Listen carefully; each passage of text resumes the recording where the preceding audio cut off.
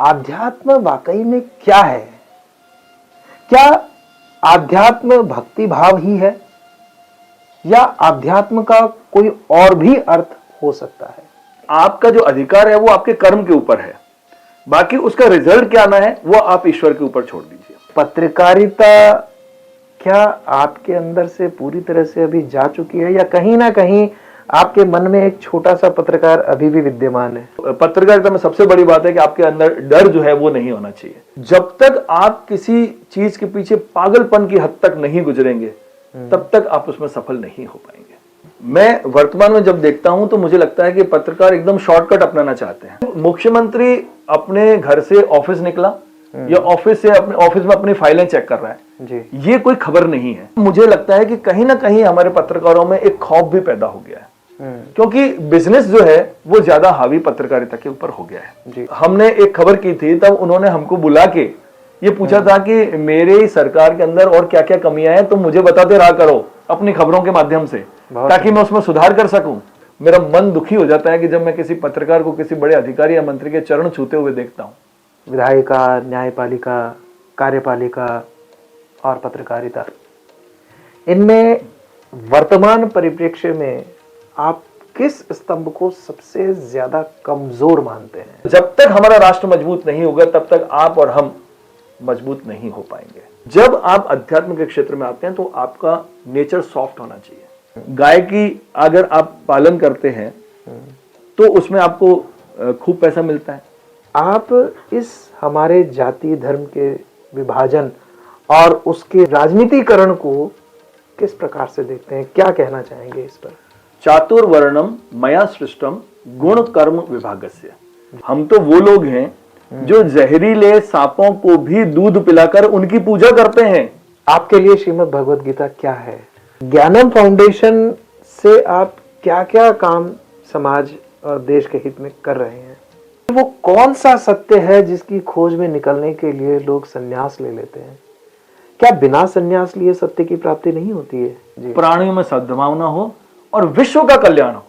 जी। हम ये नहीं करें कि हिंदुओं का कल्याण हो, विश्व का कल्याण। हम करें विश्व का कल्याण हो। जी। पतंग उड़ाने का आपको वाकई शौक है? सहिष्णु जो लोग होते हैं, जो शांत स्वभाव के लोग होते हैं, उनका विरोध ज्यादा किया जाता है हमेशा। आपके बेड के ऊपर जहां आप सो रहे हैं उनके साथ में अगर आपके डॉग सो रहे हैं, आपकी डाइनिंग टेबल में आपकी थाली के साथ में अगर डॉग खाना खा रहे हैं तो आपके घर में ईश्वर का वास नहीं होगा। क्या हमारी दैनिक दिनचर्या, हमारे क्रियाकलाप या हमारी लाइफ स्टाइल से हमारे ग्रह नक्षत्र प्रभावित होते हैं?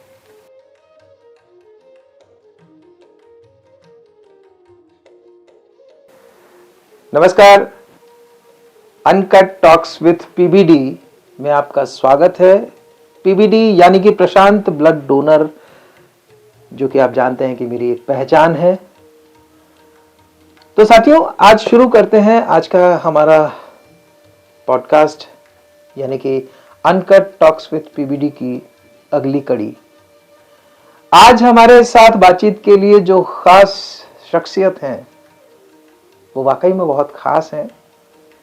कई विधाओं से होते हुए, कई अनुभवों के बाद इन्होंने जो है आध्यात्म को चुना और देश को एक नई दिशा में ले जाने के लिए लगातार प्रयास कर रहे हैं और भक्ति भाव से भी ये लगातार जुड़े हुए हैं।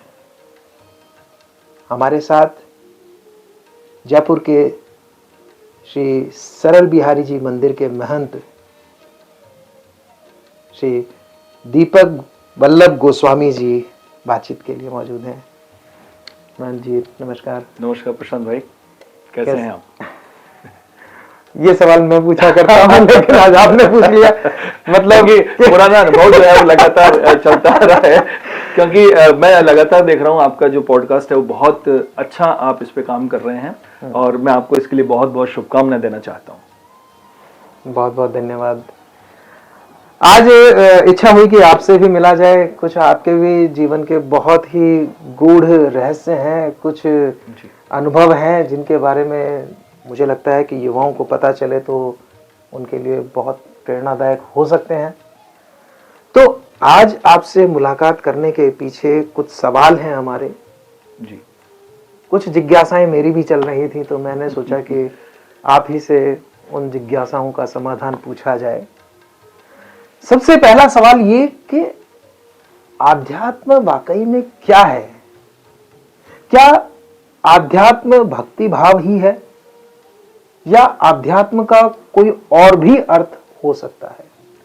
आपका सवाल बहुत अच्छा है प्रशांत भाई, क्योंकि अध्यात्म एक इस तरह का रास्ता है जहां आप अपने साथ साथ अपने परिवार, अपने समाज, अपनी संस्कृति, अपनी कला और अपना धर्म, इन सबको सहेजते हुए आप जब जीवन में आगे बढ़ते हैं तो निश्चित रूप से आप प्रगति की ओर बढ़ते हैं। क्योंकि लगातार हम ये देखते हैं कि बहुत से लोग ये मानते हैं कि धर्म जो है वो सिर्फ मंदिर में पाठ पूजा करना होता है, जबकि प्रशांत भाई ऐसा नहीं है। धर्म का जो तात्पर्य होता है, धर्म की जो वास्तविक परिभाषा है, वो है हमारे कर्म जी। यानी कि हम जैसे कर्म करेंगे उस तरह से हमको जीवन में उपलब्धियां प्राप्त होंगी। जैसा कि श्रीमद् भगवद गीता में भी कहा है, कर्मण्येवाधिकारस्ते मा फलेषु कदाचन, यानी कि आपका जो अधिकार है वो आपके कर्म के ऊपर है, बाकी उसका रिजल्ट क्या आना है वो आप ईश्वर के ऊपर छोड़ दीजिए। ईश्वर जो एक विश्वास है, ईश्वर जो एक शक्ति है, ईश्वर वो एनर्जी है जो आपको जीवन में बेहतर कार्य करने के लिए प्रेरित करती है जी। और बेहतर इंसान जब आप बनते हैं तो आपको अध्यात्म की शरण में आना ही पड़ता है। क्योंकि जब आप अध्यात्म की शरण में आते हैं तो हमें सही मार्गदर्शन देने वाला एक ईश्वर हमारे साथ होता है जी।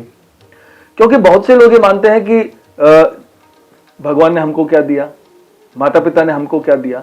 अरे भाई, माता पिता ने आपको जन्म दिया, आपको इस जीवन में आने के लिए उन्होंने एक रास्ता तय किया जी।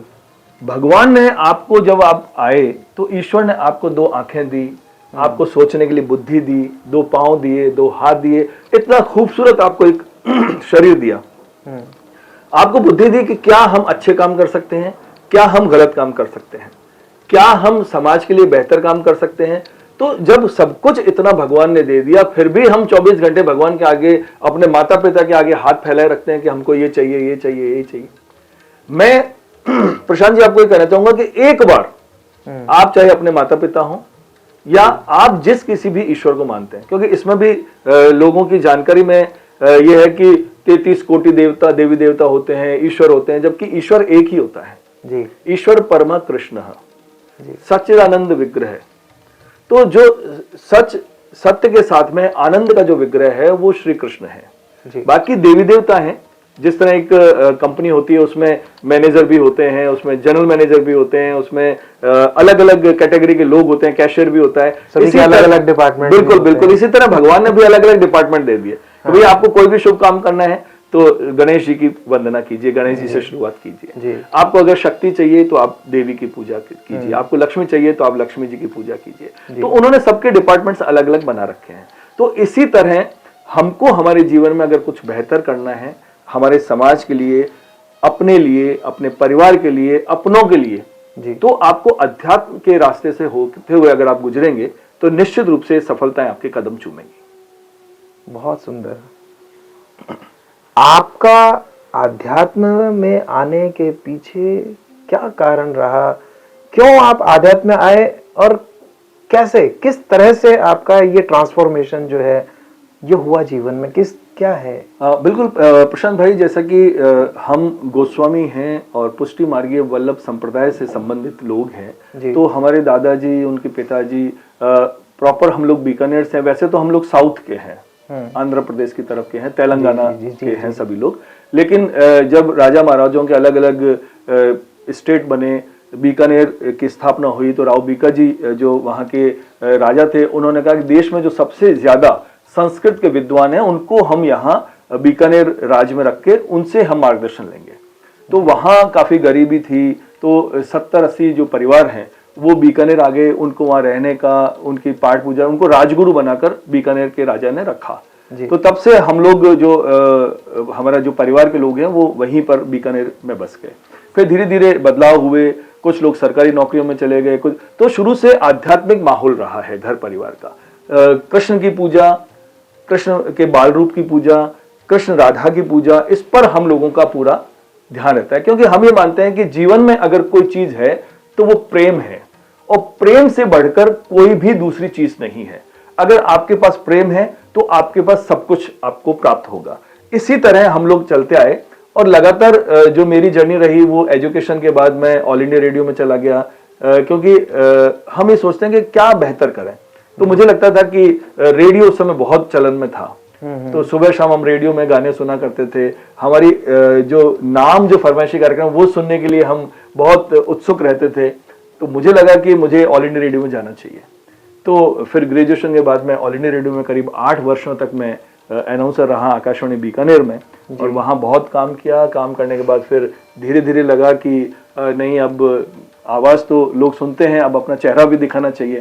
तो फिर टीवी चैनल के माध्यम से, और फिर 2002-03 में आसपास मैं जयपुर आ गया, और यहाँ मैं करीब 4-5 न्यूज़ चैनल्स में मैंने काम किया। बहुत सुंदर। अब आप पत्रकारिता में भी काफ़ी समय से रहे हैं, करीब 20-25 साल जी। आपने पत्रकारिता की है, जिसमें कि शुरुआती दौर आपका बीकानेर रहा, और फिर उसके बाद करीब 20 साल के आसपास आपकी यहाँ जयपुर में भी पत्रकारिता के अंदर काफ़ी धाक रही और मजबूती के साथ निष्पक्ष और कह सकते हैं कि दबंग पत्रकारिता आपने की। तो पत्रकारिता क्या आपके अंदर से पूरी तरह से अभी जा चुकी है, या कहीं ना कहीं आपके मन में एक छोटा सा पत्रकार अभी भी विद्यमान है? प्रशांत भाई, छोटा सा पत्रकार तो नहीं है, बहुत बड़ा वाला पत्रकार आज भी अंदर बैठा हुआ है। लेकिन जब मैंने पत्रकारिता की शुरुआत की थी प्रशांत भाई, तो बहुत अच्छे अच्छे लोगों का साथ मिला मुझे जयपुर में भी, और उनके साथ काम करने का बहुत आनंद आया। उन्होंने बहुत कुछ सिखाया भी, और क्यों कुछ ये हम मानते हैं कि गॉड गिफ्ट भी आपके पास होता है, क्योंकि हर चीज आप सीख नहीं सकते। बिल्कुल। कुछ आप गॉड गिफ्ट भी आपके साथ होती हैं। तो उसके चलते मुझे लगता है कि भगवान ने कुछ ऐसी चीजें दी जिससे कि एक तो भय नहीं रहता है जी। तो पत्रकारिता में सबसे बड़ी बात है कि आपके अंदर डर जो है वो नहीं होना चाहिए। लेकिन धीरे धीरे जब समय का बदलाव हुआ, क्योंकि पत्रकारिता एक पैसे कमाने का जरिया नहीं है। अगर पत्रकारों ने जिस दिन ये सोच लिया कि ये पैसा कमाने का जरिया है, उस दिन फिर आप पत्रकार नहीं रहेंगे जी। तो इसलिए आप जो भी पत्रकारिता में है, मैं उनको यही कहना चाहूंगा कि इसको पैसा कमाने का जरिया नहीं है। लेकिन हाँ, आपके पास पैसा आ रहा है, आपकी सैलरी आ रही है तो अच्छी बात है, लेकिन आप पत्रकारिता एक समाज सेवा है, पत्रकारिता राष्ट्र सेवा है। पत्रकारिता जो है सच का आईना दिखाने का एक सबसे बड़ा माध्यम है जी। तो आप जो भी काम करें, चाहे आप पत्रकारिता में काम करें, चाहे आप फिल्मों में काम करें, चाहे आप अध्यात्म में काम करें, चाहे आप इंजीनियर हैं, डॉक्टर हैं, मैं यहां मेरे अनुभव से यही कहना चाहूंगा कि आप जो भी काम करें उसमें पूरी तरह से डूब के काम करें जी। क्योंकि जब तक आप किसी चीज के पीछे पागलपन की हद तक नहीं गुजरेंगे तब तक आप उसमें सफल नहीं हो पाएंगे। पत्रकारिता में व्यक्तिगत दुश्मनी का भी बहुत बड़ा खेल हो जाता है, लेकिन आजकल इन दिनों मैं देख रहा हूं कि जो वास्तव में पत्रकार हैं वो अपनी स्टडी भी नहीं कर रहे हैं। तो मैं आपके इस पॉडकास्ट के माध्यम से कहना चाहूंगा कि जो भी हमारे साथी पत्रकार हैं, चाहे वो नए हैं, तो उनको ये कहना चाहूंगा, उनको पढ़ना पड़ेगा, उनको रात दिन एक करनी पड़ेगी, तब जाकर उनको कहीं ना कहीं सफलता मिलेगी। क्योंकि आप अगर 4 सवाल पूछेंगे ना तो आपको कम से कम 2 घंटे पढ़ना पड़ेगा, बिल्कुल, तब आप 4 सवाल पूछ सकते हैं, वरना आप सवाल ही नहीं पूछ सकते, क्योंकि उत्तर के अंदर से ही आपको प्रश्न मिलेगा जी। प्रश्न से उत्तर नहीं आएगा, उत्तर से प्रश्न आएगा, उत्तर से ही प्रश्न निकलेगा। तो आप जब तक पढ़ेंगे नहीं तब तक आपको प्रश्न पूछना नहीं आएगा। तो मैं सभी पत्रकार भाइयों से भी ये कहना चाहूंगा कि वो जिस फील्ड में भी हैं उनको ऑलराउंडर होना चाहिए, उनको हर काम आना चाहिए, उनको रात दिन कड़ी मेहनत करनी चाहिए, तब जाके वो सफलता प्राप्त करेंगे। आपने उस दौर में पत्रकारिता की है जब खोजी पत्रकारिता जो है वो अस्तित्व में पुरजोर थी जी। और हालांकि आज भी खोजी पत्रकार हैं, लेकिन ज्यादातर ये देखा जाता है कि जो पत्रकारिता है वो प्रेस विज्ञप्ति तक सीमित हो गई है कि कॉपी कवरेज के लिए जाओ, कैमरा चलाओ और वहां से जो विज्ञप्ति मिलती है, कागज का एक टुकड़ा मिलेगा, वो लेकर के आ जाओ। क्या आप इस पत्रकारिता को बदली हुई पत्रकारिता के रूप में नहीं देख पा रहे? बिल्कुल, बहुत कुछ बदल चुका है। मैं वर्तमान में जब देखता हूं तो मुझे लगता है कि पत्रकार एकदम शॉर्टकट अपनाना चाहते हैं जी। जबकि सक्सेस की कभी भी शॉर्टकट नहीं होती है। सक्सेस का जो रास्ता है वो अपने रास्ते से ही सफलता आपको प्राप्त होगी। जब आप कड़ी मेहनत करेंगे, जब आप स्टडी करेंगे, तभी आपको सफलता प्राप्त होगी। ये कॉपी पेस्ट की जो पत्रकारिता चली है ना, ये बहुत दुखद है, समाज के लिए भी दुखद है, ये व्यक्तिगत रूप से उन पत्रकारों के लिए भी दुखद है। तो वो बहुत लंबे समय तक नहीं चल पाएंगे। मैं आज से अगर 15 साल पहले की ही बात करूं तो पहले जो पत्रकारिता होती थी उसमें जैसे मैं जयपुर आया था तो श्रीपाल शक्तावत जी, मुकुल गोस्वामी जी, इन लोगों के साथ मैंने काम किया मेरे वर्ष, और इन्होंने बहुत कुछ सिखाया भी। और रात को 2 बजे है या 1 बजे ये नहीं सोचते थे, मेरे को 2 बजे रात को फोन कर देते थे कि दीपक आ जाओ, अभी इस खबर पे 3 बजे सुबह पहुंचना है वहां पे जी।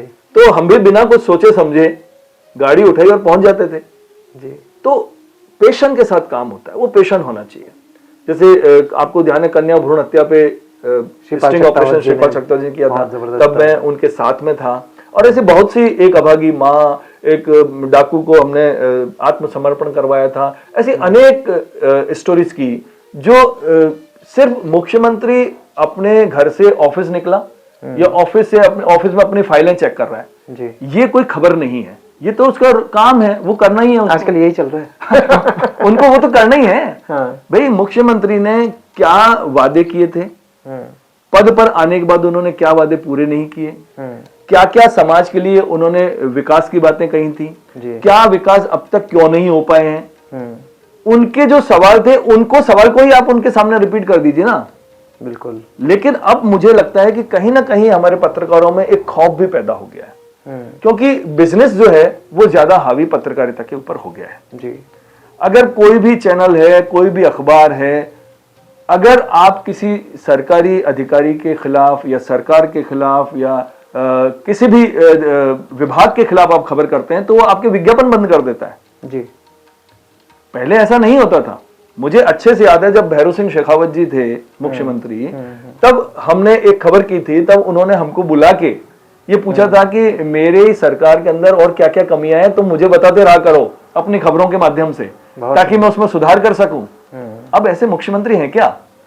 बिल्कुल नहीं। अब तो उनको लगता है कि पत्रकार आए, आधे घंटे मेरा इंतजार करे और जो मैं उनको पहले सवाल लिख के दूं वो सवाल करे, और साथ में नाश्ता करें, और साथ में चाय नाश्ता। वो तो पत्रकार महोदय हमारे खुद ऐसे होते हैं कि खाना वहीं खाएंगे सब, लिफाफे की। और मुझे तो शर्म प्रशांत भाई इतनी आती है, मैं क्योंकि इस फील्ड में इतने वर्षों काम किया, मैं इतना, मेरा मन दुखी हो जाता है कि जब मैं किसी पत्रकार को किसी बड़े अधिकारी या मंत्री के चरण छूते हुए देखता हूँ जी। भैया आपको चरण छूने तो अपने माता पिता के चरण छू के आओ ना घर से, अपने बड़े भाई के चरण छू के आओ घर से, अपने गुरु के चरण छू के आओ घर से ना। माता पिता तो सिर्फ आशीर्वाद दे सकते हैं ना, तो आप किसी अधिकारी के नहीं दे सकते हैं, नहीं किसी नेता के। आप या तो कहो कि फिर हम पत्रकारिता नहीं कर रहे हैं, हाँ। हमको पांव छूके हमको विज्ञापन लेना है, तो आप मार्केटिंग के हेड हो जाओ ना, अब पत्रकार क्यों बने हुए हो?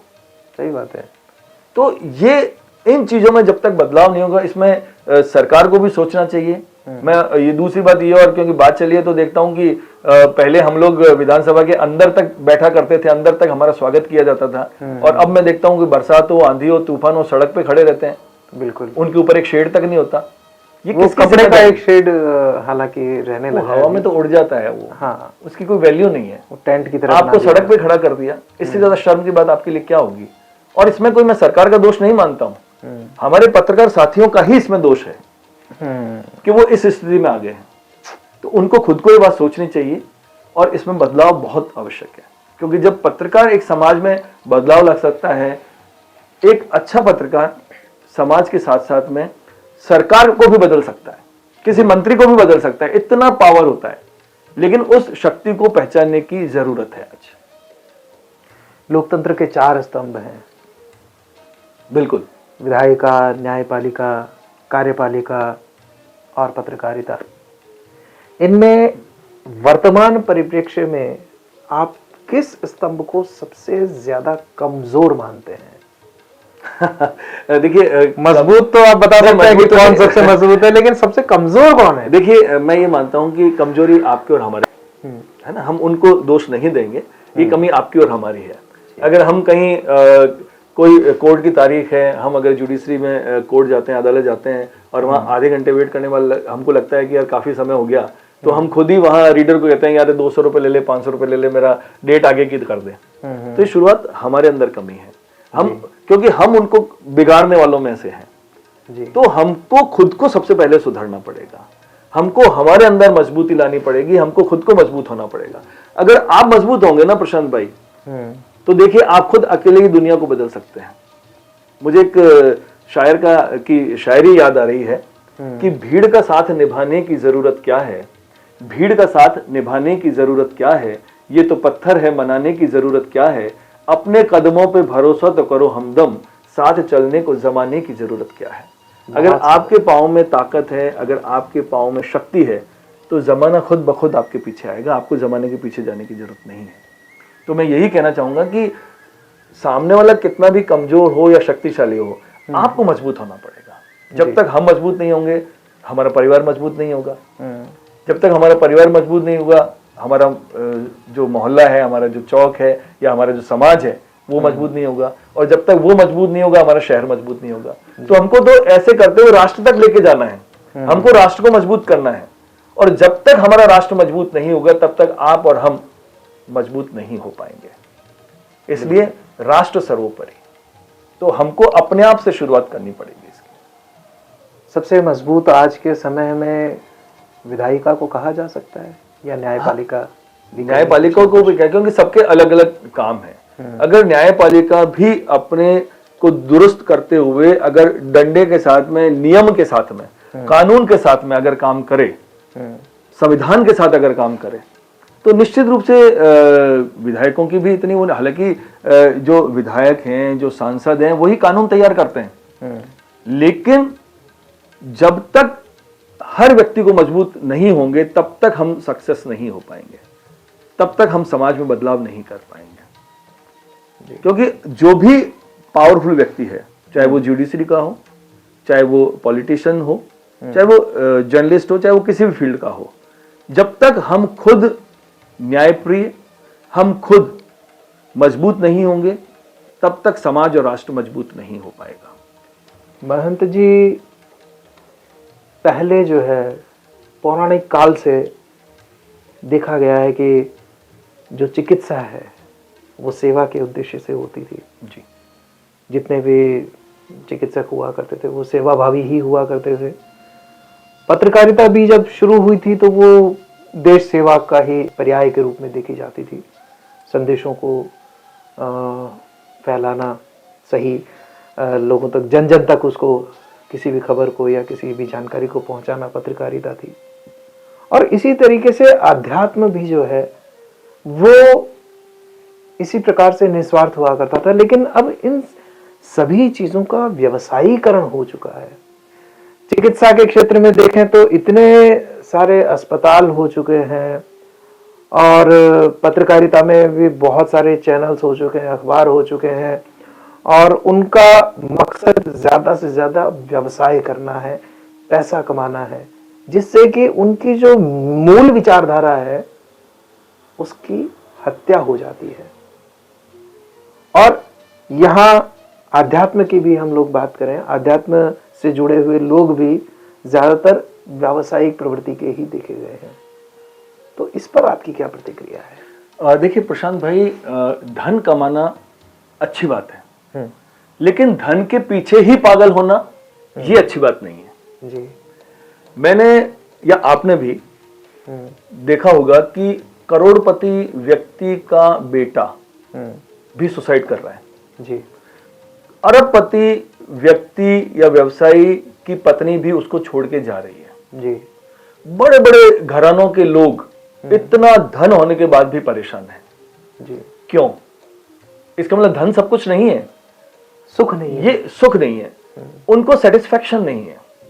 करोड़ों अरबों, अभी मैं कुछ दिन पहले एक अमेरिका का भारतीय व्यक्ति था जो अमेरिका जाके 8,300 करोड़ रुपए उसने 30 वर्ष की उम्र में कमा लिया, लेकिन वो परेशान है, फिर भी वो मानसिक रूप से परेशान है। वो अपनी बात किसी को शेयर नहीं कर पा रहा है, अपना खुशी भी शेयर नहीं कर पा रहा है, दर्द की तो बात छोड़िए, वो अपनी खुशी भी शेयर नहीं कर पा रहा है। तो वो भारत आके कभी हिमालय जा रहा है, कभी मंदिरों में जा रहा है, कभी कहीं जा रहा है। तो पैसा सेटिस्फेक्शन का कारण नहीं है। जी हमको जीवन में सेटिस्फेक्शन चाहिए। जी धन की इतनी आवश्यकता नहीं है, धन तो एक सुख सुविधाओं के लिए इतना हो, बस इतना आवश्यक है। लेकिन हम धन के पीछे अगर भग रहे हैं तो ये आपका पागलपन है। जी फिर आप गलत ट्रैक पे जा रहे हो। लालसाएं बढ़ती जाती फिर लालसा बढ़ती पाप जाएगी। प्रवृत्ति की, लेकिन वो भी एक लिमिट के बाद खत्म हो जाएगी। आप बड़ी से बड़ी कार ले लेंगे, बड़े से बड़ा बंगला ले लेंगे, बड़े से बड़े 7 स्टार होटल में जाके आप खाना खा लेंगे, डिनर कर लेंगे, ये कर लेंगे, कपड़े पहन लेंगे, हवाई जहाज खरीद लेंगे, जहाज खरीद लेंगे, लेकिन आखिर क्या? उसका भी अंत है। तो हमको चाहिए सेटिस्फेक्शन। हमारे पुराने जमाने के लोगों की अगर हम बात करें तो देखिए वहां पे सेटिस्फेक्शन बहुत ज्यादा था। अगर कोई झोपड़ी के अंदर भी सो रहा है ना, तो वो रात को गहरी नींद में सो रहा है। अगर महल के अंदर भी कोई राजा सो रहा है तो वो भी शांति से सो रहा है जी, क्योंकि सेटिस्फेक्शन था पहले। अब सेटिस्फेक्शन नहीं है, हम गलत रास्ते की ओर जा रहे हैं। हम धन को सेटिस्फेक्शन मान रहे हैं, हम पैसे को सेटिस्फेक्शन मान रहे हैं, जबकि वो नहीं है। आप दुनिया के सबसे बड़े पत्रकार बन जाइए, आप दुनिया के सबसे बड़े डॉक्टर बन जाइए, क्या होगा उससे? आप अपनी सुख सुविधाएं तो बढ़ाएंगे ना। बिल्कुल। तो आनंद की प्राप्ति आपको जीवन में करनी है। अब वो आनंद मैं और आप 1 घंटे की हमारी टॉक से भी कर सकते हैं। बिल्कुल, दोनों एक दूसरे से बात करके खुश हो जाएंगे, तो ये आनंद की प्राप्ति होगी। यानी कि 1 घंटा हमारा आनंद के साथ गुजरा जी। अगर हम शाम को मैं मेरी धर्मपत्नी के साथ या बेटी के साथ वॉक पे निकल जाता हूं, तो वो भी मेरे लिए आनंद का क्षण है। तो हमको ऐसे छोटे छोटे आनंद जीवन में ढूंढने हैं जी, पैसा नहीं ढूंढना। और पैसा तो आप जब कोई कर्म करते हो ना, तो पैसा तो आपके पास ऑटोमेटिक आता है जी। क्योंकि मैं क्रिकेट का भी खिलाड़ी रहा हूं, तो मैं अधिकतर लोगों को यही कहता हूं कि आप जब क्रीज में खड़े रहेंगे ना, तो रन ऑटोमेटिक बनेगा, चाहे बाई का बने, चाहे लेग बाई का बने, चाहे बल्ले से बने, चाहे नो बॉल से बने। अगर आप क्रीज से आउट हो जाओगे तो आप पेविलियन में जाके बैठ जाओगे, और जब पेविलियन में जाके बैठ जाओगे तो लोगों के लिए पानी की बोतल लेके आओगे। इसलिए आप जो भी फील्ड में काम कर रहे हैं, चाहे आप डॉक्टर हैं, चाहे आप इंजीनियर हैं, चाहे आप पत्रकार हैं, चाहे आप अध्यात्म का काम कर रहे हैं, आपको अपने कर्म को निरंतर करते रहना पड़ेगा और कर्म की मूल भावना के साथ करना। बिल्कुल। और जब आप, क्योंकि उसके लिए आपका लक्ष्य तो वही है जी, कि अगर आपको डॉक्टर बनना है तो आपको स्टडी करनी पड़ेगी, आपको अध्यात्म आना है तो भी आपको स्टडी करनी पड़ेगी। और अध्यात्म को आप, ऐसा बहुत से लोग समझते हैं कि अध्यात्म बहुत पिछड़ा हुआ है, जबकि आज की तारीख में अध्यात्म में व्यक्ति अगर है तो अगर वो सही ट्रैक पे है, ईमानदारी से काम कर रहा है, धर्म का प्रचार प्रसार कर रहा है, अच्छी बातों का प्रचार प्रसार कर रहा है, हमारे वेद पुराणों का प्रचार प्रसार कर रहा है, तो वो लाखों रुपए कमा रहे हैं। बिल्कुल। आप इसका उदाहरण देख लीजिए कि एक कथावाचक से आप बात कर लीजिए कि भैया 7 दिन की कथा पढ़नी है, कितने रुपए लोगे, तो आपको पता चल जाएगा कि कितना रुपया कमा रहे हैं। हमारे तो बस की बात नहीं है। तो उसके लिए स्टडी करना पड़ेगा ना। हाँ। उस फील्ड की स्टडी करनी पड़ेगी। जब हम पत्रकार थे तब हम पढ़ाई करते थे, और मैं पढ़ाई से बहुत दूर भगता था शुरू में। जब स्कूल कॉलेज में था तो पढ़ाई से दूर भगता था, लेकिन भगवान ने कहा नहीं, घुमा के आपको वापस वहीं लाना है, तो उन्होंने पत्रकारिता का क्षेत्र दिया। उसमें मुझे रात दिन स्टडी करनी पड़ती थी। फिर अध्यात्म में आया तो पिछले 6 वर्षों से लगातार मुझे 3 से 4 घंटे पढ़ाई करनी पड़ रही है, चाहे श्रीमद् भगवद गीता की स्टडी हो, चाहे वेद पुराणों की स्टडी हो। और आपको अपने आप को बदलना भी पड़ेगा जी। बिल्कुल। क्योंकि आप जिस फील्ड में होते हैं, पत्रकारिता में थे तो जैसा कि आपने शुरू में कहा कि एग्रेसिव पत्रकारिता भी की हमने, खोजी पत्रकारिता हुई, तो उसमें आपका नेचर अलग होता है जी। जब आप अध्यात्म के क्षेत्र में आते हैं तो आपका नेचर सॉफ्ट होना चाहिए जी। आपको लोगों को समझाने का तरीका होना चाहिए, क्योंकि डॉक्टर के पास कौन व्यक्ति आएगा जो बीमार होगा जी। बिल्कुल। संत महंत अध्यात्म के लोगों के पास व्यक्ति कब आता है, जब वो मानसिक रूप से परेशान होगा। तो उसकी मानसिकता को ठीक करने के लिए आपको मानसिक रूप से खुश होना पड़ेगा। बिल्कुल। जब तक आप खुश नहीं होंगे, आप सामने वाले को खुश नहीं कर सकते जी। तो आपको अपने नेचर में, अपने आचार व्यवहार में, अपने हर चीज में बदलाव लाना पड़ेगा जी। मुझसे बहुत से लोग कहते हैं कि आपने तो बस ड्रेस बदल रही है, आप तो खूब पैसे कमा रहे होंगे, लेकिन उसके पीछे कितनी साधना करनी पड़ती है। मैं कहता हूं आप 15 दिन के लिए अध्यात्म के क्षेत्र में आके देखिए, आपको वास्तविकता पता चल जाएगा कि कितनी मेहनत करनी पड़ती है आपको जी। तो इसमें भी पैसा बहुत है, मंदिरों में बहुत पैसा है, मंदिरों का सही तरीके से मैनेजमेंट हो तो बहुत पैसे आते हैं। गाय की अगर आप पालन करते हैं तो उसमें आपको खूब पैसा मिलता है। हम कहते हैं कि गाय हमको पाल रही है, हम गाय को नहीं पाल रहे हैं, गाय हमको पाल रही है। अगर आप एक गाय को तरीके से पालते हैं तो आपको 25 से 30 हजार रुपए महीने कमा के देती है और उसका खर्चा आता है 10,000 रुपए महीने का। बिल्कुल, यानी कि 15,000 रुपए आपके पास महीने के बच रहे हैं। अगर आपके पास 10 गाय हैं तो 1.5 से 2 लाख रुपए आप महीने के कमा सकते हैं। लेकिन उसका प्रबंधन चाहिए, सही बात है, उसका तरीका चाहिए। तो युवाओं को कहना चाहूंगा, अध्यात्म में भी आइए, हमारे साथ लगिए, खूब पैसा है, शांति है, सेटिस्फेक्शन है, तो उसको भी अपनाइए। बहुत सुंदर। युवाओं के लिए अध्यात्म से जुड़ने का एक ये ऑफर है महंत जी की तरफ से। तो आप लोग जो अध्यात्म में आने के इच्छुक हैं वो आइए, और वैसे आध्यात्मिक थोड़े थोड़े तो सभी हैं। बिल्कुल बिल्कुल, होना भी चाहिए। महंत जी, आजकल देखा जाए तो जातियों में हम लोग विभाजित हैं, धर्म भी कई प्रकार के बन चुके हैं। कहा जाता है कि जिसकी जैसी विचारधारा उसने उसी धर्म को अपना लिया। कई हैं, हमारे देश में तो मुख्य रूप से 4 धर्म हैं, लेकिन बाहर भी जो है कई प्रकार के धर्म हैं, और हम लोग विभाजित हुए हुए हैं। आए दिन कुछ न कुछ दंगे, लड़ाई झगड़े ये सब चलते रहते हैं। पिछड़ों को आगे लाने के लिए जो है बाबा साहब भीमराव जी अम्बेडकर ने संविधान लिखा, और उसमें पिछड़ों को आरक्षण की व्यवस्था दी, जिससे कि वो आगे आ सके। 10 साल के लिए तो तय किया गया था, लेकिन धीरे धीरे धीरे धीरे उसको आगे बढ़ाया जाता रहा, और आज जो है आरक्षण एक राजनीति करने का जरिया बन चुका है। तो आप इस हमारे जाति धर्म के विभाजन और उसके राजनीतिकरण को किस प्रकार से देखते हैं, क्या कहना चाहेंगे इस पर? देखिए प्रशांत जी, मैं आपको ये बताना चाहूंगा कि श्रीमद् भगवत गीता जो है जी, वो एकमात्र ऐसी पुस्तक है, वो किसी धर्म की या किसी व्यक्ति विशेष के लिए नहीं है जी, वो समस्त प्राणियों के लिए है जी, हर जीव के लिए है। हम अगर उसके अनुसार देखें तो वर्ण व्यवस्था हमारी परंपरा में चलती आ रही थी जी, चातुर्वर्णम मया सृष्टम गुण कर्म विभागस्य, जी, यानी कि आपके गुण और कर्म के आधार पर आपका काम बांटा गया था। जी, मैं ब्राह्मण कुल में पैदा हुआ, आप ब्राह्मण कुल में पैदा हुए। अगर हमारे कर्म ब्राह्मणों वाले नहीं हैं, हम व्यवसाय कर रहे हैं, तो हम वैश्य हैं जी। सिर्फ ब्राह्मण कुल में या वैश्य कुल में या शूद्र कुल में पैदा होने से आप उस जाति के या उस धर्म के नहीं होते हैं जी। अगर कोई शूद्र है, वो अगर ज्ञान का प्रसार प्रसार कर रहा है तो वो ब्राह्मण की श्रेणी में है जी। अगर कोई ब्राह्मण होते हुए भी मैं अगर कोई दूसरा कार्य कर रहा हूं तो मैं शूद्र हो सकता हूं, मैं क्षत्रिय हो सकता हूं, मैं वैश्य हो सकता हूं। और जाति की जहां तक आपने बात की तो भगवान श्री कृष्ण कहते हैं कि 2 ही जाति हैं इस पूरे ब्रह्मांड में। पहली है सुर और दूसरी है असुर जी। जो समाज के हित में काम कर रहा है, जो राष्ट्र के हित में काम कर रहा है, जो जीवों के हित में काम कर रहा है जी। हम तो जैसा कि हम बात कर रहे थे कि हम तो वो लोग हैं जो जहरीले सांपों को भी दूध पिलाकर उनकी पूजा करते हैं। बहुत सुंदर। तो जो उन लोगों की भी रक्षा कर रहा है, जो जहर उगल रहे हैं उनकी भी जो रक्षा कर रहा है, वो सनातन धर्म कहलाता है जी। बाकी तो संप्रदाय हैं जी, अलग अलग संप्रदाय हैं, कबीले हैं, पंथ हैं, विचारधारा अलग अलग हो सकती है।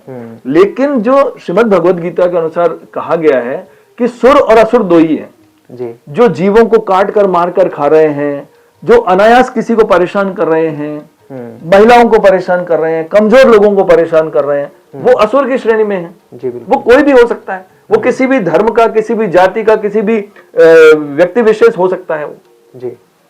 तो 2 ही जाति हैं, एक सुर है और एक असुर है।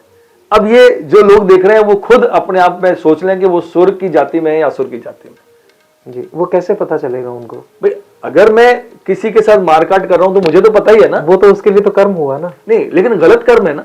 हाँ। कर्म का भी तो अलग अलग आप कोई पेड़ काट रहा है तो वो हालांकि लकड़ी जला रहा है, हाँ। लेकिन पेड़ को काटना भी तो आपके पर्यावरण को कितना दूषित कर रहे हैं। पानी को खराब करना, गंदा करना, गंगा को गंदा करना, सरस्वती को गंदा करना, हमारी नदियां, जो बावड़ियां, जो अलग अलग तालाब हैं, उनको गंदा करना, ये भी तो पर्यावरण को नष्ट करने के बराबर है। दूसरों के जीवन तो आप असुर हो। अगर खराब पानी को स्वच्छ करने में लगे हुए हैं तो आप सुर की श्रेणी में हैं। जी। तो अच्छे और बुरे दो ही जाति हैं। जी।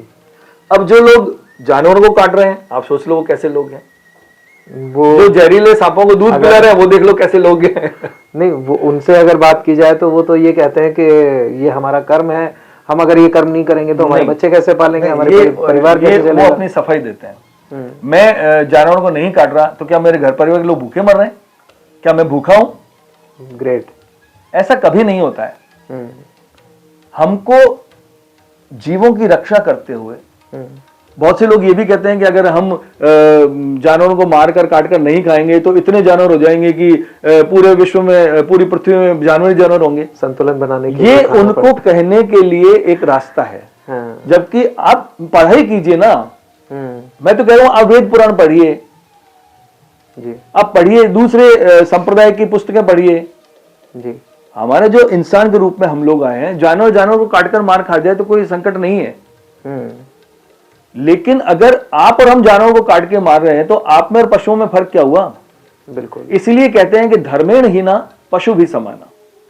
जो धर्म से विहीन है, जिन्होंने धार्मिक पुस्तकें नहीं पढ़ी हैं, जिन्होंने अच्छी पुस्तकें नहीं पढ़ी हैं, वो पशु के समान हैं, क्योंकि उनके कर्म जानवरों वाले हैं। जी। आहार निद्रा भय मैथुनम च सामान्य में तक पशु भी नाराना। मतलब जानवर जो काम कर रहा है ना, वो भी हम काम कर रहे हैं। आहार निद्रा, आहार यानी खाना खाना, निद्रा यानी सोना, आहार निद्रा भय मैथुनम, भय यानी बचाव करना, और मैथुनम यानी बच्चे पैदा करना। तो ये चार काम तो आप भी कर रहे हो, जानवर भी कर रहा है। बिल्कुल। आप उसके लिए कितनी मेहनत कर रहे हो, जानवर तो इतनी मेहनत भी नहीं कर रहा है, फिर भी वो चार काम कर रहा है ना।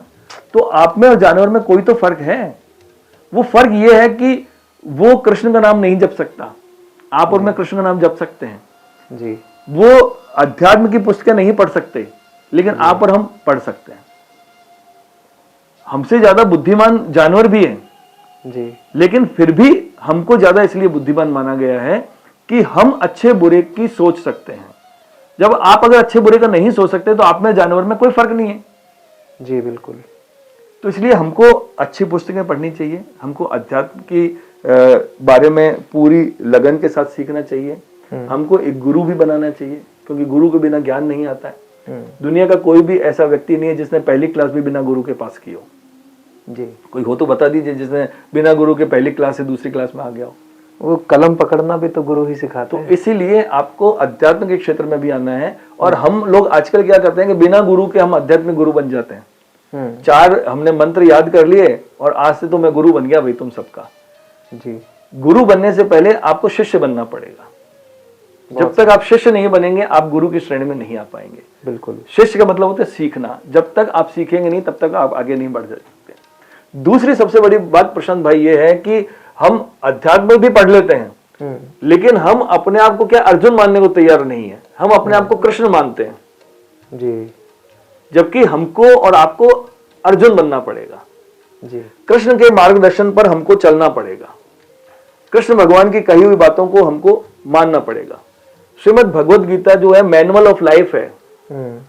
आपने कैमरा बढ़िया खरीदा, बहुत महंगा कैमरा खरीदा, आपने कार बहुत महंगी खरीदी, उसके साथ में एक मैनुअल बुक आती है, उसको पढ़ा नहीं। उसको पढ़ा नहीं। जब तक उस मैनुअल बुक को आप नहीं पढ़ेंगे ना तब तक आप उसकी मेंटेनेंस नहीं कर पाएंगे, अपने ना तो कैमरे की कर पाएंगे ना आप अपनी कार की कर पाएंगे, तो कुछ समय के बाद खराब हो जाएगी। तो इसी तरह हमारी जो लाइफ है, हमारा जो जीवन है, उसकी मैनुअल जो है वो श्रीमद् भगवत गीता है। जी। तो जब तक आप श्रीमद् भगवत गीता नहीं पढ़ेंगे तब तक आप लाइफ मैनेजमेंट सही तरीके से नहीं कर पाएंगे। आपके लिए श्रीमद् भगवत गीता क्या है? प्रशांत जी, श्रीमद् भगवत गीता जो है वो मेरे लिए सब कुछ है। वो मेरे लिए मैनुअल ऑफ लाइफ है। क्योंकि 2016 से मुझे डायबिटीज हो गई थी, लेकिन उसके बाद मैंने धीरे धीरे ठीक की। जी। वो भी इसलिए क्योंकि हर चीज आपको श्रीमद् भगवद गीता सिखाती है कि आपको सात्विक भोजन करना है, आपको किस समय भोजन करना है, किस समय भोजन नहीं करना है। उसके बाद जब से मैंने ये चीजें पढ़ी, मैं सूर्यास्त से पहले भोजन कर लेता हूँ। ग्रेट। सूर्य उदय के साथ में मैं उठ जाता हूँ, वॉक करता हूँ, संतुलित आहार करता हूँ। हर चीज आपको संतुलन में करनी पड़ेगी जी। क्योंकि कहा गया है कि अति सर्वत्र वर्जित। अति हर चीज की बुरी है जी बिल्कुल। आप अगर काजू किशमिश भी अति मात्रा में खा लेंगे, ज्यादा खा लेंगे तो भी आपकी तबीयत खराब हो जाएगी, नुकसान दे जाएगा। आप अगर कचौड़ी समोसे या राजाशाही जो भोजन है वो ज्यादा कर लेंगे तो भी आपकी तबीयत खराब हो जाएगी जी। तो हर चीज संतुलन में करनी है। इसलिए मैं तो ये कहता हूं कि श्रीमद् भगवद गीता जो है वो हर व्यक्ति के पढ़ने की चीज है जी। हर परेशानी की, हर प्रॉब्लम की। देखिए अर्जुन इतना मानसिक तनाव में था क्योंकि उसको अपने गुरु को मारना था, उसको अपने चाचा को मारना था, उसको अपने दादाजी को मारना था, उनके साथ युद्ध करना था। आपको मेरे को तो ऐसा करना नहीं है ना जी बिल्कुल। हमको हमारे चाचा से भाइयों से युद्ध करना है, ऐसा तो नहीं करना। तो उससे ज्यादा तो तनाव हो ही नहीं सकता ना हमको, उसको इतना तनाव था। बिल्कुल। फिर भी भगवान श्री कृष्ण ने कहा कि तुम तुम्हारा कर्म करो।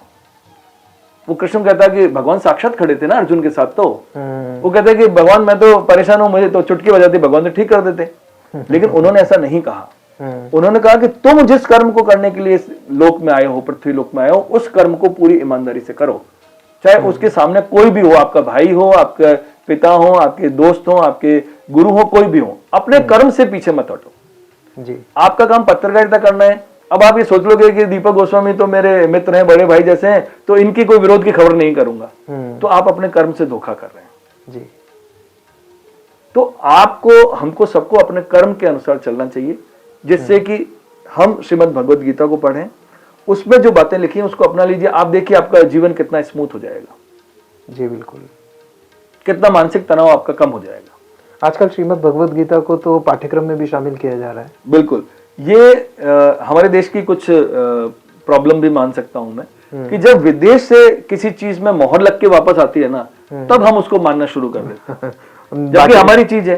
अब देखिए अमेरिका में, मैं अभी कुछ दिन पहले अमेरिका में मेरे मित्र उनसे बात कर रहा था, वो ये कहते हैं कि वहां पे जो मैनेजमेंट के कॉलेजेस हैं उसमें से 80% कॉलेजों में श्रीमद् भगवद गीता पढ़ाई जा रही है जी। 80%। और पहले अमेरिका में जो है वो चॉकलेट के डॉक्टर बहुत हुआ करते थे। चॉकलेट? हाँ, चॉकलेट के। आपको साल पहले जाइए और वहां की स्टडी कीजिए तो आपको लगेगा दांत वहां के लोगों के बहुत खराब होते थे क्योंकि वो चॉकलेट बहुत खाते थे। तो दांतों के डॉक्टर करोड़पति अरबपति हुआ करते थे। लेकिन आज की तारीख में वो वहां इतने मानसिक तनाव में है, इतने मेंटल टेंशन में है कि पागलों के डॉक्टर वहां सबसे ज्यादा है। आप स्टडी कीजिए उसकी। चॉकलेट खाने वाले लोग हैं, चॉकलेट खाने वाले नहीं है, लेकिन मानसिक तनाव वाले ज्यादा लोग हैं। तो मेंटली डिस्टर्ब हो जाते हैं क्योंकि उनकी लाइफ ट्रैक पे नहीं है। और ऐसी जगह हम हमारे बच्चों को पढ़ने भेज देते हैं। 80%, 75 से 80% लोग एक बार जरूर वहां पागलों के डॉक्टरों के पास अपने को दिखाने जाते हैं जी। और आप सोचिए कि 80% जहां पागल लोग हों और वहां हम हमारे बच्चे को पढ़ने के लिए भेज देंगे तो उसकी क्या स्थिति होगी। बिल्कुल सही बात है। तो इसलिए हमको हमारी संस्कृति से जुड़ा रहना है, हमको हमारे कल्चर से जुड़ा रहना है जी। हमको हमारे सनातन धर्म के साथ जुड़े रहना है। तब देखिए आपके जीवन में कितना बदलाव होता है। आज अमेरिका में या दूसरे देशों में देख लो, भारतीय लोग जो हैं कितने सक्सेस हैं वहां। बिल्कुल। बड़े बड़े पदों पर वहां भारतीय लोग बैठे हुए हैं। तो उनके संस्कारों के साथ हमको चलना चाहिए, ना कि किसी दूसरे के संस्कार को अपनाना चाहिए। जब हमारे पास बेहतर चीज है, शुद्ध चीज है, तो हम बासी चीज दूसरों की क्यों खाएं। सही बात है। हमारे पास इतना ज्ञान है, इतना सब कुछ है, तो फिर हम दूसरों के आइडियोलॉजी को क्यों फॉलो करते हैं। बिल्कुल बिल्कुल। इसीलिए जी। आपका एक संगठन भी है, संस्था ज्ञानम फाउंडेशन। ज्ञानम फाउंडेशन जी है, और देखा गया है कि आप ज्ञानम फाउंडेशन की तरफ से भी कुछ न कुछ ऐसे जनोपयोगी, समाज उपयोगी, या कहें कि देश के लिए उपयोगी कृत्य आप करते रहते हैं जी। तो ज्ञानम फाउंडेशन से आप क्या क्या काम समाज और देश के हित में कर रहे हैं। देखिए ज्ञानम फाउंडेशन की जो स्थापना है वो हमने 2 लोगों ने की थी जी। मैंने और मेरी धर्मपत्नी ने जी। डॉक्टर सुरुचि गोस्वामी है। हम दोनों ने रात को ऐसे ही विचार आया कि हमको हमारे समाज के लिए, क्योंकि सब लोग जीते हैं अपने लिए, सभी लोग जीते हैं जी जी, और जब हम अपने लिए जीते हैं तो फिर हम दूसरे के लिए नहीं सोचते। सही बात है। आप दूसरों के लिए सोचेंगे तो आप अपने लिए ऑटोमेटिकली बेहतर कर पाएंगे। तो हमने कि हमको ऐसा क्या करें जिससे कि हम समाज में कुछ अच्छा काम कर सकें। तो विचार आया कि हमको कोई ऐसा काम करना चाहिए जिससे कि समाज के हर तबके के लोगों को फायदा हो, लाभ मिले, देश के लिए हम कुछ कर पाए। तो क्योंकि ज्ञान से बात निकली थी तो हमने कहा क्यों नहीं ज्ञानम नाम से एक संस्था बनाई जाए जी, एक प्लेटफॉर्म बनाया जाए ज्ञानम नाम से, उसमें उन विचारधारा के लोगों को जोड़ा जाए जो हमारी विचारधारा के लोग हैं जी। तो हमने इसकी शुरुआत की। और आप प्रशांत जी यकीन नहीं करेंगे कि 2017 से लेके 2025 आ गया है, यानी कि करीब 7 से 8 साल हो गए करीब 8 साल में हमारे 8 से 10 हजार सदस्य बन चुके हैं इसके पूरे देश में और अंतर्राष्ट्रीय स्तर पर भी। ग्रेट। तो 8 से 10 हजार लोगों के साथ हम अब इसको आगे बढ़ा रहे हैं जी। और हम पूरी तरह से उनको अधिकार देते हैं, क्योंकि आपको जब तक किसी का अधिकार नहीं मिलेगा आप काम नहीं कर पाएंगे। बिल्कुल। तो हमने हमारी पूरी टीम को पूर्ण अधिकार दे रखे हैं। अभी हम वर्तमान में जो काम कर रहे हैं वो एक तो वाटर ट्रीटमेंट पे कर रहे हैं जेईसीआरसी के साथ। हाँ, जेईसीआरसी के साथ हमारा 3 साल का टाई अप हुआ है, क्योंकि उनके पास पूरे संसाधन भी हैं, प्रयोगशाला भी है। तो हमने जयपुर के आसपास के जो 5 गांव हैं छोटे, उनको हमने अडॉप्ट किया है जी। उन गांव में जो पुराने जमाने के तालाब बने हुए थे, जो पुराने जमाने की अलग अलग पानी के कुंड बने हुए थे, उन सब में बहुत गंदगी है, पानी बहुत आता है, गंदगी बहुत है, कीड़े मकोड़े लग गए हैं, बीमारियां फैल रही हैं। तो उनकी वाटर क्लीनिंग का काम हम लोग जेईसीआरसी के साथ अगले 3 सालों में हम कर रहे हैं जी। इसके साथ साथ उत्तराखंड गवर्नमेंट के साथ भी हमारा टाई अप हुआ है कि जो पर्यटक स्थल है वहाँ झरने से जो पानी आता है वो आसपास बहुत गंदा पानी हो जाता है, पर्यटकों को बदबू आती है वहाँ पे। हमारी राजस्थान सरकार से भी बात चल रही है और अभी राजस्थान सरकार ने भी हमको एक बड़ा प्रोजेक्ट दिया है पानी पर, जो राइजिंग राजस्थान हुआ था उस पर भी हमको एक 100 CR का सपोर्ट करने के लिए गवर्नमेंट का है कि हम आपको लैंड इक्विपमेंट्स वगैरह देंगे, आप पानी पे काम कीजिए। तो वो भी हमारा एक काम जो है वो जल्दी प्रोसेस में आ जाएगा।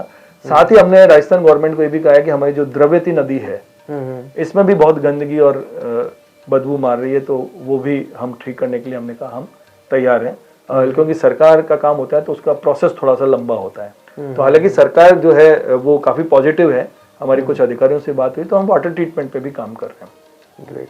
उसमें से बहुत युवाओं को हम रोजगार दे रहे हैं, बहुत से साइंटिस्ट हैं उनको हम रोजगार दे रहे हैं, और जैसे छोटे छोटे गांव हैं वहाँ के जो युवा हैं उनको भी हम साथ में काम दे रहे हैं, क्योंकि एक बार वाटर ट्रीटमेंट होने के बाद उसकी मेंटेनेंस करने के लिए कम से कम 10 से 12 लोगों की टीम चाहिए होती है जी। तो वो वहीं के गाँव के लोगों को हम सिखाकर उनको वहीं तैयार कर रहे हैं। साथ में जो वेस्ट मटेरियल है, जो गंदगी होती है, पॉलीथीन बैग्स हैं, ये है सारे, ये छोटे गांवों में क्या करते हैं कि एक ट्रक में सारे सामान को रोज इकट्ठा करते हैं, एक जगह लाके डंप कर देते हैं। तो उससे प्रॉब्लम ये होती है कि जमीन जो है वो एक तो बंजर हो जाती है नीचे की, फिर हवा के साथ जो गंदगी उड़ती है वो लोगों के घरों में जाती है, तो उससे प्रदूषण फैलता है। तो उसके लिए भी हमने एक हमारे साथी हैं, उन्होंने एक हनुमंत सिंह जी, उन्होंने एक मशीन क्रिएट की है जो चलती फिरती मशीन होगी जी। उसमें आप 200 किलो 100 किलो गंदगी डालिए और वो आपको एक खाद बना के देगी, वो आप अपने खेतों में उपयोग कर लीजिए। ग्रेट। तो ये वर्किंग भी हमारे ज्ञानम फाउंडेशन के माध्यम से चल रही है। बहुत साथ में हम पर्यावरण को लेकर, जल संरक्षण को लेकर, क्योंकि सिर्फ 5% पानी बचा है पीने के लायक आज की तारीख में पृथ्वी पे। अगर 20 साल आगे हम चले गए तो हमारे बच्चे या उनके बच्चे वो पानी के लिए मोहताज हो जाएंगे, एक एक बूंद के लिए पानी की। तो अभी से अगर हम जागरूक नहीं हुए और पानी को हमने नहीं बचाया तो बहुत मुश्किल होने वाली है। तो हमने सोचा कि क्यों नहीं हम इस पे पानी पे काम करें। तो MNIT से हमारी जो रिसर्च टीम है वो MNIT से रिसर्च किया है, 3 सालों की मेहनत है, वो अप्रूव्ड हो गई है, और अब हम अगले 20 साल का जो ट्रीटमेंट 20 साल बाद आना था वो ट्रीटमेंट हमने आज से शुरू कर दिया है जी। तो इसमें भी युवाओं के लिए रोजगार की संभावनाएं बहुत हैं। तो उसमें भी मैं आपके पॉडकास्ट के माध्यम से कहना चाहूंगा कि जो हमारे युवा साथी हैं, वो चाहे वाटर ट्रीटमेंट की बात हो, चाहे पर्यावरण बचाने की बात हो, चाहे वेस्ट मटेरियल को किस तरह खाद में परिवर्तित किया जाए उसकी बात हो, उसके लिए हम रोजगार की संभावनाएं भी शुरू कर रहे हैं। उसमें युवा साथी हमारे साथ जुड़े और रोजगार प्राप्त करें। चाहे अध्यात्म में आना चाहें तो उसके लिए भी गौशालाओं को हम गोद ले रहे हैं, वहाँ गायों की रक्षा कर रहे हैं, गायों से हम कमाई हो रही है इतनी कि गाय हमको कमा कर दे रही है। तो एक व्यक्ति के पास अगर 5 गाय तो वो लाख से 1.5 लाख रुपए आराम से कमा पा रहे हैं। तो हम युवाओं को कहना चाहेंगे कि वो इस नेक कार्य में जुड़े। जी बिल्कुल, आपका नंबर मैं जो है डिस्क्रिप्शन में शेयर कर दूंगा, जिससे कि लोग आपसे सीधे भी संपर्क कर सके। जी। अब अगला सवाल ये कि वो कौन सा सत्य है जिसकी खोज में निकलने के लिए लोग संन्यास ले लेते हैं? क्या बिना संन्यास लिए सत्य की प्राप्ति नहीं होती है, खोज नहीं हो पाती? बिल्कुल हो सकती है जी। मैंने कोई संन्यास नहीं लिया है, मैं घर परिवार छोड़ के नहीं गया हूँ। भगवान श्री कृष्ण तो ये कहते हैं कि अगर आप घर परिवार और समाज को छोड़कर कहीं जंगलों में जा रहे हो तो आप अपने आप को धोखा दे रहे हैं जी। आप अपनी जिम्मेदारियों से दूर जा रहे हैं। कृष्ण का सही भक्त वो है जो परिवार के साथ रह के, जो समाज के साथ रह के, जो राष्ट्र के साथ रह के और अच्छे कार्यों को अंजाम दे। तो क्या ये कहा जा सकता है कि जिम्मेदारियों से पल्ला झाड़ने का एक बहाना है संन्यास? बिल्कुल। संन्यास का मतलब ये नहीं है कि आपका व्यक्तिगत स्वार्थ हो गया ना वहां तो। आप अकेले, आप अपने परिवार को, बीवी बच्चों को छोड़ के चले गए, अपनी जिम्मेदारियों से दूर चले गए आप जी। और जंगलों में चले गए। आपको 2 वक्त की रोटी तो कहीं मिल जाएगी, लेकिन आपने जिनसे शादी की है, आपके जो बच्चे हैं, आपका जो समाज है, आपके जो माता पिता हैं, उनको दुखी करके आप छोड़ के जा रहे हो, तो आपको कहां संतुष्टि मिलेगी? बिल्कुल। सेटिस्फैक्शन, संतुष्टि, शांति वहां है जहां आपका परिवार है। और ये राष्ट्र हमारा परिवार है, ये समाज हमारा परिवार है। तो कृष्ण ने कौन से भगवा कपड़े धारण करके जंगलों में चले गए थे? कृष्ण की तो बीवियां थी, उनके बच्चे थे। अर्जुन जिसको श्रीमद् भगवद गीता सुनाई वो तो राजा था खुद। बिल्कुल। और अर्जुन से पहले विवस्वान को, सूर्य को, उन सबको उन्होंने श्रीमद् भगवद गीता सुनाई। तो वो सभी सन्यासी थोड़ी थे, वो सभी पारिवारिक लोग थे, सभी गृहस्थ थे। तो मैं यही कहना चाहूंगा कि सन्यास का मतलब ये नहीं है कि छोड़ के चले जाओ। योगेश्वर श्री कृष्ण, योग यानी टोटलिंग, टोटल यानी जोड़ना जी। तो आप ज्यादा से ज्यादा लोगों को जोड़िए ना। बिल्कुल। आज मैं अध्यात्म का काम कर रहा हूं तो आज भी आप मेरे साथ जुड़े हुए हैं जी। मेरी पत्नी मेरे साथ जुड़ी हुई है, मेरी बच्ची मेरे साथ जुड़ी हुई है। बिल्कुल। मेरी बच्ची भी स्पिरिचुअल पे काम कर रही है, उसका काम ज्वेलरी का है, लेकिन वो स्पिरिचुअल ज्वेलरी तैयार कर रही है। ग्रेट। हमको सेटिस्फेक्शन ही तो चाहिए ना। जी बिल्कुल। और पेट भरने के लिए 2 वक्त की रोटी चाहिए, तो वो आराम से निकल रही है जी। आप जितना जिस चीज के पीछे दौड़ोगे ना वो चीज उतनी आगे दौड़ती जाएगी। तो इसलिए मैं आपके दर्शकों को यही कहना चाहूंगा कि जो भी काम करें, एक तो सक्सेस की शॉर्टकट नहीं है, उस पर आपको डूब के पूरी ईमानदारी के साथ, पूरी लगन के साथ आपको काम करना पड़ेगा। और ऐसा कोई भी काम नहीं है जो आप नहीं कर सकते हो। ये मैंने अपने ऊपर आजमा के देखा है। आप कुछ भी दुनिया का काम कर सकते हो। आप प्रधानमंत्री भी बन सकते हो, आप मुख्यमंत्री भी बन सकते हो, आप जज भी बन सकते हो, आप पत्रकार भी बन सकते हो, आप महंत भी बन सकते हो। शर्त इतनी सी है कि आपको उस क्षेत्र के अंदर पूरी ईमानदारी, पूरी लगन के साथ काम करना पड़ेगा, तब सफलताएं आपके कदम चूमेंगी। कई लोगों की तरफ से मांग उठाई गई है, कई राजनेता हैं, कई समाज सेवक हैं, कई किसी न किसी धर्म से जुड़े हुए लोग भी हैं, और वो लगातार मांग कर रहे हैं कि भारत को जो है हिंदू राष्ट्र घोषित कर दिया जाए। तो क्या आप उनकी इस मांग का समर्थन करते हैं? निश्चित रूप से प्रशांत जी, मैं हिंदू राष्ट्र की पूर्ण रूप से इसका समर्थन करता हूं, क्योंकि अब आप मेरे से पूछेंगे कि हिंदू राष्ट्र होने से क्या होगा। जी। हिंदू राष्ट्र अगर होगा, आप और हम देखो, शुरू से बचपन से हम सभी लोग जो हैं शाम को सुबह जब घर में आरती करते हैं, मंदिरों में आरती करते हैं जी। तो हम 4 लाइनें बोलते हैं जी। वो है 4 लाइनें होती हैं कि विश्व का कल्याण हो, धर्म की जय हो जी। विश्व का कल्याण हो, अधर्म का नाश हो, प्राणियों में सद्भाव हो। जब हिंदू धर्म होगा तो धर्म की जय होगी जी। धर्म और अधर्म की हमने पहले चर्चा कर ली कि धर्म क्या है, सुर क्या है और असुर क्या है।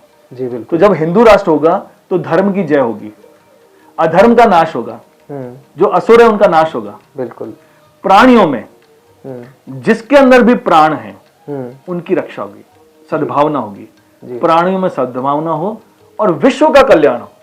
जी। हम ये नहीं करें कि हिंदुओं का कल्याण हो, विश्व का कल्याण, हम करें विश्व का कल्याण हो। जी। विश्व में तो हर जाति, हर समाज, हर संप्रदाय, हर पंथ, हर कबीले के व्यक्ति आते हैं।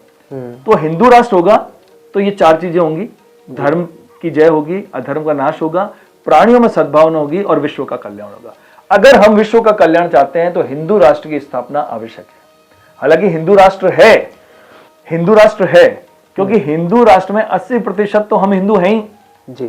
सिर्फ राजनीतिक या सरकारी कागजों में हम हिंदू नहीं हैं जी। आज भी अगर हम चाहें तो सब मिलजुल कर यही कर सकते हैं जो हम लोग सभी कर रहे हैं। हमारे मित्र तो हर समाज के, हर जाति के लोग हैं। मेरे पास तो सभी लोग आते हैं जी। चाहे वो हिंदू हो, मुस्लिम हो, सिख हो, ईसाई हो। और मैं तो बीकानेर में, आप मेरे कभी घर आएंगे तो देखेंगे कि मेरा जो बीच में मकान है उसके चारों तरफ मुस्लिम समुदाय के 4 मोहल्ले हैं, उनके बीच में रहता हूं मैं तो, लेकिन उनसे मेरे आज भी पारिवारिक संबंध है क्योंकि वो सभी राष्ट्रभक्त लोग हैं, वो सभी समाज का ख्याल रखने वाले लोग हैं। राष्ट्रद्रोही तो कोई हो सकता है, बिल्कुल सही बात है। किसी भी समाज का, किसी भी संप्रदाय का, किसी भी जाति का व्यक्ति हो सकता है। अभी आपको जो है सोशल मीडिया पर देखा गया पतंग उड़ाते हुए। पतंग उड़ाने का आपको वाकई शौक है? मुझे सिर्फ पतंग उड़ाने का शौक नहीं, मुझे सारे जो हमारे देश में त्योहार मनाए जाते हैं, जो उत्सव मनाए जाते हैं, उन सभी का शौक है। मैं होली भी उतनी तन्मयता के साथ खेलता हूँ जितनी की दिवाली मनाता हूँ। मैं पतंगबाजी भी उतनी ही करता हूँ जितने कि दूसरे हमारे 30 त्योहार होते हैं उनमें। आपको खुशी ढूंढनी है ना जी, तो खुशी, हमारे उत्सव क्या है, खुशी का एक माहौल है। लेकिन ये भी कहा जाता है कि जब हम पतंगबाजी करते हैं तो उससे आकाश में विचरण करने वाले जो पक्षी हैं उनको काफी परेशानी होती है। तो इस पर देखो, परेशानी तो शिव जी को दूध चढ़ाने से भी लोगों को है। परेशानी तो उसमें भी नहीं है कि वो गर्दन काट रहे हैं जानवरों की, उससे भी परेशानी तो नहीं है लोगों को। सहिष्णु जो लोग होते हैं, जो शांत स्वभाव के लोग होते हैं, उनका विरोध ज्यादा किया जाता है हमेशा। जब मैंने खुद ने भी एक बार अनुभव किया था, मैं बिल्कुल आपकी बात से, कबूतर आसमान से गिरा, वो पतंग का मांझा उसके चारों तरफ लिपटा हुआ था, कटा हुआ था जगह जगह। मैं आपको यही बताना चाहूंगा कि बहुत दुखद है। हमको पतंगबाजी करनी चाहिए, लेकिन एक हर चीज की लिमिट होती है। तो उस लिमिट के हिसाब से सुबह सुबह पतंगबाजी ना करें, क्योंकि सुबह सुबह पक्षी एक स्थान से दूसरे स्थान पे जाते हैं। शाम के वक्त जितनी कम हो उतनी पतंगबाजी होनी चाहिए। दिन भर आप उड़ाओ ना, क्योंकि दिन में आपको आसमान में पक्षी नहीं दिखेंगे। जी बिल्कुल। लेकिन शाम के वक्त आप मत उड़ाइए, प्रातःकाल मत उड़ाइए, है ना। एक समय होता है, उस समय सीमा के अंदर आप एंजॉय, समय निर्धारण होता है, उसमें आप एंजॉय कीजिए, उसमें कहीं कोई बुराई नहीं है। लेकिन आपके कोई भी काम करने से अगर किसी भी जीव को, किसी भी व्यक्ति को अगर परेशानी हो रही है तो आपको थोड़ा सा सावधान होना पड़ेगा उसके लिए। आप और मैं तो देखिए, कार भी मैं अगर कहीं मेरी पार करता हूं तो देखता हूं कि किसी और को परेशानी तो नहीं हो रही है मेरी कार खड़ी करने से जी। तो जब आप और हम इतना सोचते हैं तो पक्षियों के लिए, बेजुबान जानवरों के लिए तो हमको पहली हमारी प्रायोरिटी है। मैंने कुछ दिन पहले एक डॉग लवर्स के लिए भी डाला था, तो उसमें भी बहुत से लोग नाराज हो गए थे जी, क्योंकि हमारे शास्त्रों में लिखा हुआ है कि घर के अंदर अगर डॉग रहते हैं आपके बेड के ऊपर जहां आप सो रहे हैं, उनके साथ में अगर आपके डॉग सो रहे हैं, आपकी डाइनिंग टेबल में आपकी थाली के साथ में अगर डॉग खाना खा रहे हैं, तो आपके घर में ईश्वर का वास नहीं होगा जी। ये हमारे शास्त्रों में लिखा हुआ है। भाई जूता, लोग कहते हैं कि हमारा तो बच्चा है, ये डॉग नहीं, हमारा भाई है, हमारा बेटा है, तो जूता पाँव में ही पहना जाता है जी। आप जूते को अगर सोने का बना लेंगे ना तो उसको सर पे रख के तो नहीं घूमेंगे ना पूरे शहर में, वो आएगा तो पैरों में ही फिर भी। तो जो जिसकी जगह है उस जगह पे रखो। कुत्ते हमेशा परिवार की, घर की रखवाली के लिए होते हैं, उनको घर के बाहर स्थान दीजिए, उनको खिलाइए, उनको पिलाइए। मैं उनका विरोधी नहीं हूँ, लेकिन उस जानवर से अगर आपके पड़ोसियों को परेशानी हो रही है, राहगीर चलने वाले लोगों को परेशानी हो रही है, तो फिर आपको सावधान होना पड़ेगा।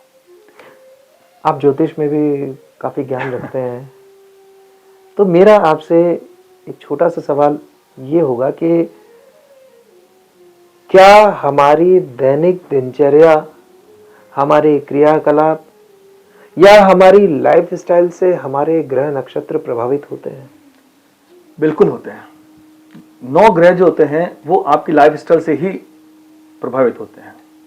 आपकी जो दिनचर्या होती है उससे प्रभावित होते हैं जी। मैं आप देखिए, मैं ज्योतिष जानता हूं, लेकिन मैंने ऐसा कोई भी स्टोन नहीं धारण कर रखा जिससे मैं कोई ग्रहों को कंट्रोल कर लूं। जी। और ग्रह नक्षत्र आपका बुरा करने के लिए नहीं होते हैं जी। 9 ग्रह जो होते हैं वो आपका अच्छा करने के लिए ही होते हैं जी। लेकिन हम हमारे कर्मों से उनको गलत दिशा दे देते हैं। जी।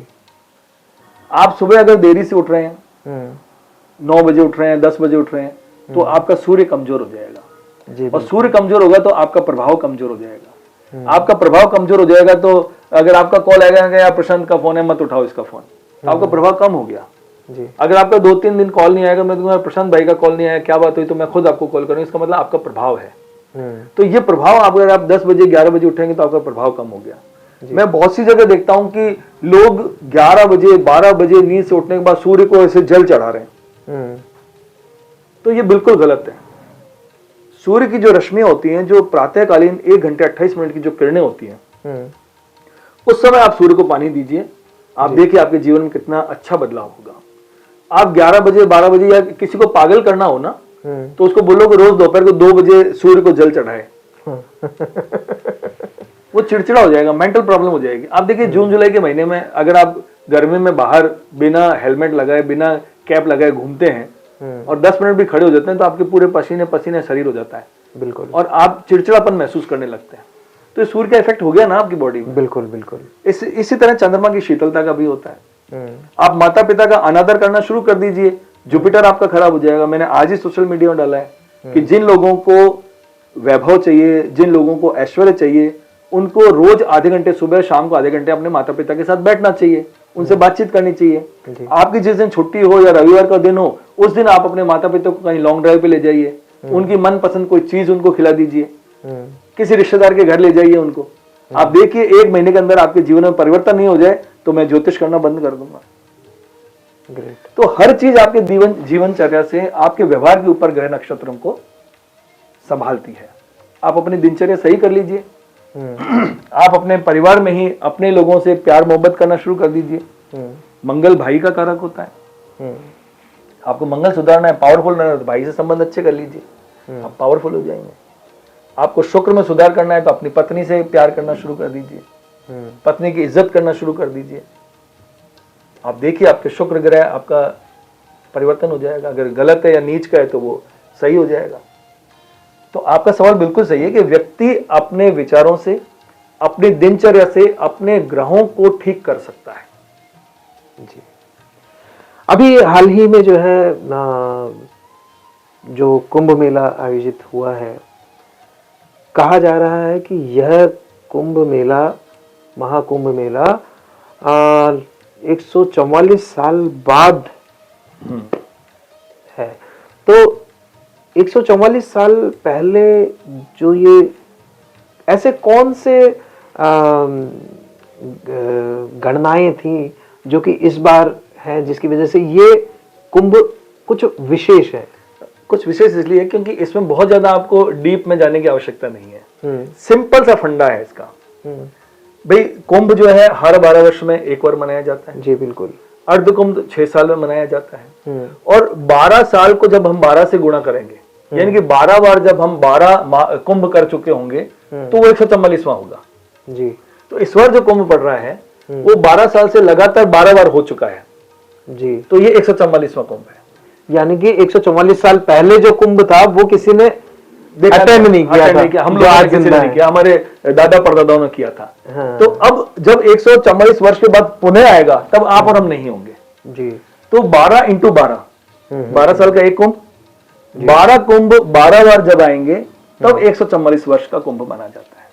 इसलिए ये विशेष माना जाता है क्योंकि हमारे 12 वर्ष देवताओं के 12 दिनों के बराबर माने जाते हैं। जी। तो इसलिए जब अमृत मंथन हुआ था और जब अमृत की बूंदें 4 जगहों पर गिरी थी तो वो यही जगह थी हमारी 4, जहां पे हम महाकुंभ जहां पे हम कुंभ मनाया जाता है। जी। अभी किन्नर अखाड़े के महामंडलेश्वर बनाई गई हैं, अभी हटा भी दिया उनको ममता कुलकर्णी जी, जो कि बॉलीवुड की मानी हुई एक्ट्रेस थी अपने दौर की, और काफ़ी हिट फिल्में उन्होंने उस वक्त दी हैं, और उसके बाद जो है उनका अंडरवर्ल्ड से भी नाम जुड़ा। तो ये जो इनको महामंडलेश्वर बनाने का जो काम किया गया, कहीं ये सनातन को लज्जित करने का कृत्य तो नहीं था? देखिए प्रशांत जी, मैं मानता हूँ कि सर्वधर्मान्य परित्यज्य मामेकम शरणम प्रजा, श्रीमद् भगवद गीता में कहा है कि सभी धर्मों को त्याग कर तुम मेरी शरण में आ जाओ। चाहे गुंडा, बदमाश, मवाली, किसी भी कैटेगरी का व्यक्ति हो, असुरी व्यक्ति क्यों नहीं हो, अगर वो अपने सारे पिछले कर्मों को छोड़कर और कृष्ण की शरण में आ गया है या ईश्वर की शरण में आ गया है, तो उसके सारे पाप नष्ट हो जाएंगे। तो मैं इसमें विरोध नहीं कर रहा हूं, हालांकि कुछ हमारे जो साधु संत हैं वो इसका विरोध कर रहे हैं, लेकिन उनको विरोध नहीं करना चाहिए, क्योंकि कोई भी व्यक्ति, अब मैं पत्रकारिता को छोड़ के मैं अध्यात्म में आ गया तो कल मेरा भी कोई विरोध कर देगा। पिछले जीवन में ममता कुलकर्णी क्या थी, क्या नहीं थी, वो आप और हम सभी जानते हैं, वो खुद भी जानती हैं जी। लेकिन जब कोई व्यक्ति सारे अपने पुराने गलत काम को छोड़कर अगर ईश्वर की शरण में आ रहा है तो उसका स्वागत करना चाहिए जी। अगर अध्यात्म में आने के बाद, महामंडलेश्वर बनने के बाद भी वो कोई गलत काम कर रही है तो इसका विरोध होना चाहिए। नहीं, एक बात ये भी कही जा रही है कि किन्नर अखाड़ा तो किन्नरों का है, और ममता कुलकर्णी जो है वो किन्नर नहीं है, वो स्त्री है। बिल्कुल। तो उनको कैसे महामंडलेश्वर बनाया गया? नहीं, इसमें भी जैसे कि हमने पहले हमारी चर्चा में बातचीत की थी कि जो धन का वैभव है, जो कॉमर्शियल है, वो उससे अध्यात्म में अछूता नहीं है जी। मुझे कहना नहीं चाहिए, लेकिन बहुत से अखाड़े ऐसे हैं। हमारे शंकराचार्य तो 4 ही थे ना। बिल्कुल, 4 के अलावा कोई शंकराचार्य थे ही नहीं जी। लेकिन आज आप देखिए 12 शंकराचार्य हैं जी, और एक किन्नर अखाड़े की और शंकराचार्य आ गई, तो ये कॉमर्शियलाइजेशन। भाई मैंने आपको अधिकार दिया, आपने किसी और को अधिकार दिया, किसी और ने किसी को अधिकार दिया, तो ये गलत है जी।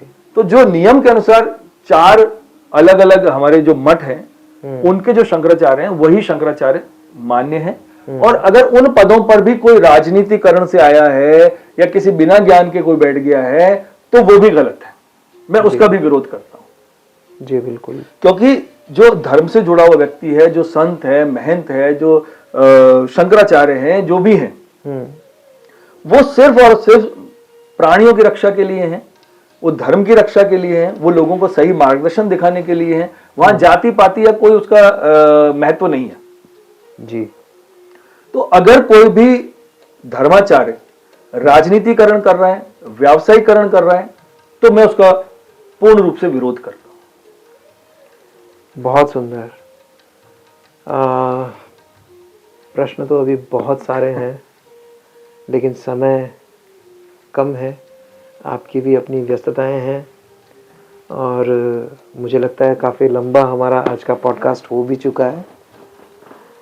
लेकिन अब सवाल जो रह गए हैं उनके लिए फिर मैं कभी आपकी शरण में आना चाहूँगा, क्योंकि शंकाएं जो हैं उनका समाधान ज़रूरी है।